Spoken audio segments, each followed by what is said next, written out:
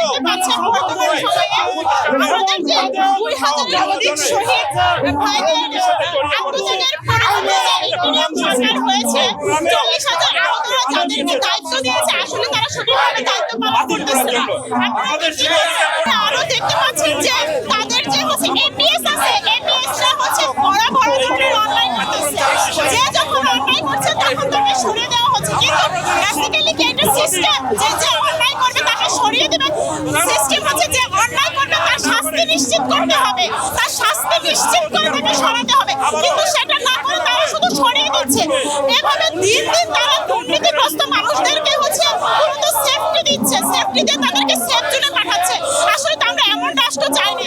এই যে আমার আজকে জীবন দেখছেন, এটা আমার বোনাস লাইফ। কারণ 5 আগস্ট আমিও মারা যেতে পারতাম মুগ্ধ ভাইয়ের মতো, আবু সাইদ ভাইয়ের মতো, কিন্তু আমি সেদিন মারা যায়নি। আল্লাহ আমাকে হায়াত দিয়েছে, কিন্তু আমি চাই না দেশে অন্যায় হোক, যার জন্য আজকে এই প্রখর রোদে আমাদেরকে রাজপথে নেমে আসতে হচ্ছে।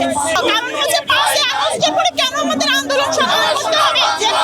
যে কোনো সময় যে কোনো অন্যায়, এটাকে ইন্ডিয়ান সরকারকে বুঝতে হবে, জনগণের নাম বুঝতে হবে, জনগণ কি চাচ্ছে, দেশের নাগরিক কি চাচ্ছে, সেভাবে দেশকে তাদের প্রতিষ্ঠিত করতে হবে। কিন্তু সেটা কিন্তু করতেছে না। ডক্টর মোহাম্মদ ইউনূস স্যার হচ্ছে ইন্টারন্যাশনাল ব্র্যান্ড, তার কিন্তু সারা পৃথিবীতে তার প্রচার। আপনাদেরকে আমরা ধিক্কার জানাই, ধিক্কার জানাই। আমরা এই কর্মসূচিটা ঘোষণা করার পর থেকেই আমাদেরকে বিভিন্নভাবে পেরেশানি করা হয়েছে, আমাদেরকে চাপ দেওয়া হয়েছে যাতে আমরা এই কর্মসূচিটা না করি। আমার ফেসবুক নাদিম হাসান লিখে সার্চ দিবেন বাংলায়, দেখবেন গত রাত্রে আমি 3টা পোস্ট করেছি, আপনারা পোস্টগুলো দেখবেন। এবং আমাকে যেভাবে চাপ দেওয়া হয়েছে আমি আপনাদের সিনিয়র সাংবাদিকদেরকে জানিয়েছি, এবং আমি এখনো আশঙ্কা করছি যে এই প্রোগ্রাম করার অপরাধে আমাদেরকে বিভিন্ন ধরনের হয়রানি করতে হতে পারে, বিভিন্ন ধরনের হয়রানি করা হতে পারে। এবং আপনারা যে এখানে সংবাদ সংগ্রহ করছেন কষ্ট করে রোদে পড়ে ঘেমে, আপনারা এই সংবাদ প্রকাশ করতে পারবেন কিনা, এটাও হবে কিনা, গোয়েন্দা সংস্থা দিয়ে আপনাদেরকে চাপ দিয়ে বন্ধ করে দেওয়া হবে কিনা, সরকারের পক্ষ থেকে আপনাদেরকে চাপ দিয়ে বন্ধ করে দেওয়া হবে কিনা, আমরা সেটিরও আশঙ্কা আপনাদের কাছেই জানিয়ে গেলাম। আমরা বাংলাদেশ যুব অধিকার পরিষদের আজকে যে মার্চ টু দুদক ছিল সেই কর্মসূচি অবস্থান নিয়েছি, এবং সেখান থেকে আমরা 6 সদস্য যুব অধিকার পরিষদের কেন্দ্রীয় কমিটি দুদকের চেয়ারম্যান মহোদয়ের সাথে দেখা করতে এসেছিলাম। আমরা ইতিমধ্যে আপনারা জেনেছেন আমরা কি নিয়ে এখানে এসেছি। আপনারা একটা জিনিস খেয়াল করেছেন, 5 আগস্ট গণ অভ্যুত্থানের পরে এই অন্তর্বর্তীকালীন সরকার জনগণের বিশাল ম্যান্ডেট নিয়ে গঠিত হয়েছিল। আমরা আশা করেছিলাম 17 বছর ধরে আওয়ামী লীগের যে ফ্যাসিস্ট দুঃশাসন, দুর্নীতি, স্বজনপ্রীতি চলেছিল সেটা আর থাকবে না। আমরা একটা জনগণের বাংলাদেশ পাবো, একটা কল্যাণমূলক বাংলাদেশ পাবো।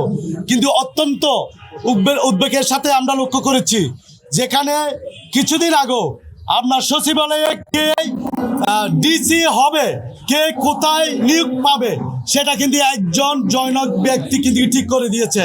সেটা যুগান্তরে নিয়োগ হয়েছিল, তার নাম সালাউদ্দিন তানভীর। তার সাথে সালাউদ্দিন তানভীর কার পরামর্শে কার হয়ে কাজ করে সেটাও কিন্তু আমরা লক্ষ্য করেছি। আপনারা জানেন তার নামের পাশে কিন্তু সাজ্জি সালাম এবং হাসনাত আব্দুল্লাহর নামও এসেছে। এরপর উদ্বেগের সাথে লক্ষ্য করেছি যাদেরকে আমরা বাংলাদেশ পরিবর্তনের জন্য দায়িত্ব দিয়েছি, অন্তর্বর্তীকালীন সরকারের দায়িত্ব দিয়েছি, তাদের যারা দায়িত্বে আছে তারা বিভিন্ন ধরনের তদবির, ঘুষ বাণিজ্য এবং সাথে জড়িত।